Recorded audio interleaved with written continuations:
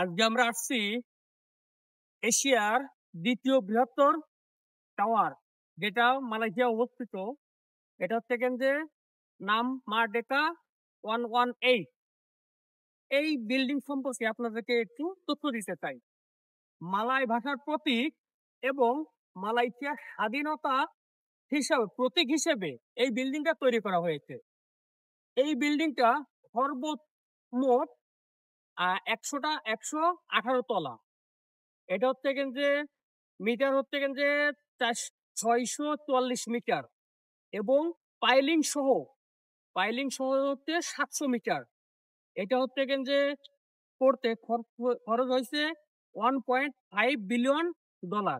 এটা শুরু হয়েছে 2016 সালে এবং 2022 সালে কাঠামো সম্পূর্ণ করা হয়েছে।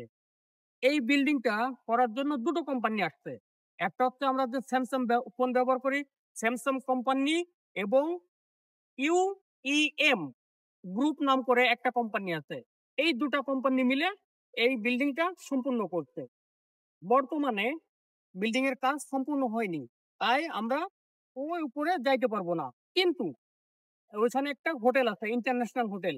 আপনারা যে কেউ ইন্টারন্যাশনাল হোটেলে যে যাইতে চাইলে অনলাইনে বুকিং দিতে হবে। অনলাইনে বুকিং দিলে আপনারা ওই টাওয়ারে যাইতে পারবেন।